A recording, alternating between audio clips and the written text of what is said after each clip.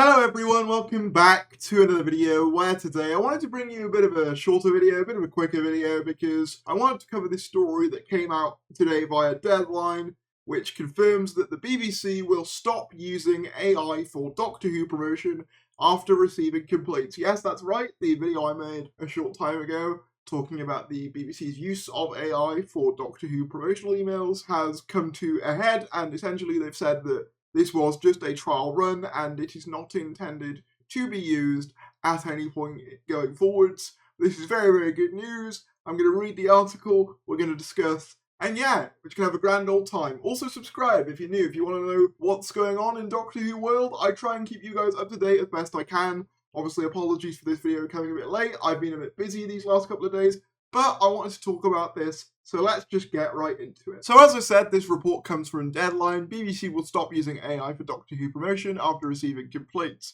The BBC has no plans to use AI again to promote Doctor Who after receiving complaints from viewers.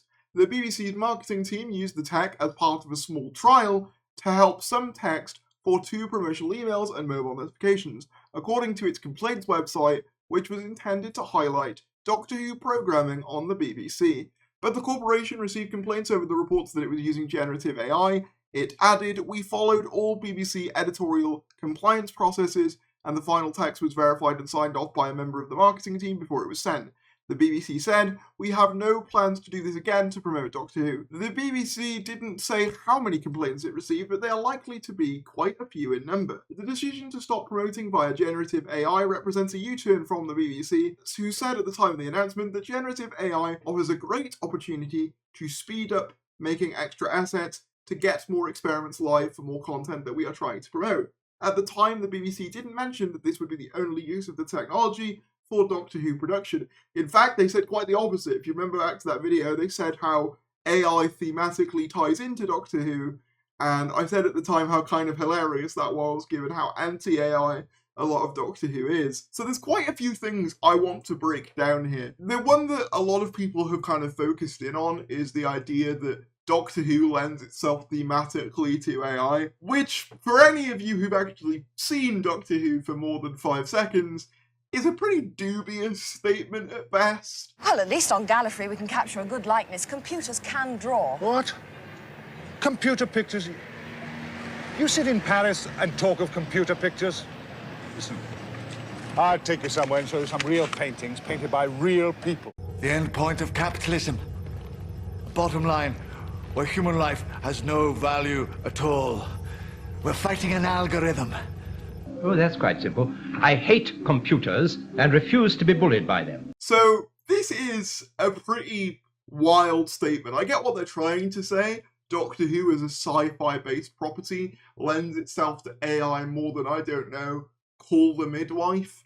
But it does run pretty counter to the themes of Doctor Who, unless you count like Kablam, I guess, in which case it fits right in. I mean, one of the most famous villains in Doctor Who is literally a race of essentially humans who erase their humanity in order to become better, and one of their most recent episodes involved duplicates of our favourite characters that weren't quite right. Their arms were too long in particular, and their faces were off, which I'm sure has no real world parallels to AI whatsoever. AI has been a hot button topic in the TV industry of late. In the UK, where Doctor Who is made, producer Trade Body Pact recently issued principles of the use of AI in UK production. Over the weekend, OpenAI headed to Hollywood to show the potential of its revolutionary Sora software to studios. The topic also generated much chatter at last week's Series Mania Confab.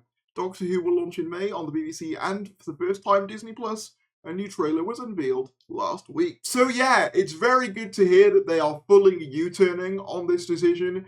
As I said, they seemed to want to use it more given the initial reports, because they were saying about how it thematically ties into Doctor Who. Specifically, this represents a U-turn from that, from the higher-ups basically saying, oh yeah, we're not going to use AI for Doctor Who, probably following a myriad of fan complaints. And I'm really glad that this decision was made. Ultimately, we're in a cost of living crisis. I feel that if you can employ people to do a job, then you should. I can understand the arguments for some automation in certain industries, but I feel like for now, we need to try and make sure that human work is being prioritized And yeah, I'm really glad this decision was reversed. I think especially in a creative field as well, that human impact is so important. So I'm really glad to see that this was reversed. And I'm hoping it will set a precedent that will maintain going forward. You know, we won't see AI art used to generate Doctor Who as has been used for other properties, which is a very, very good thing. And also, I guess it goes to show that if enough people do band together and say, we do not like this, we think this should be changed, big companies do have to listen. The consumer does have power over the companies. So if there's a decision you think is morally wrong or you morally object to, do not be afraid to say that. And more often than not, if something is unpopular enough, they will reverse it, or at the very least, reach some sort of middle ground where, you know, the bad headache goes away for them, essentially. So basically, in some instances, complaining on the internet works. Who'd have thought? But that's all I have to say on this. If you did enjoy this video, be sure to give it a like. Comment down below your thoughts on this. I know some people didn't see the big deal, but for me, I think this is a good thing, and I'm glad this decision was reached. Thank you for watching, and I will see you later.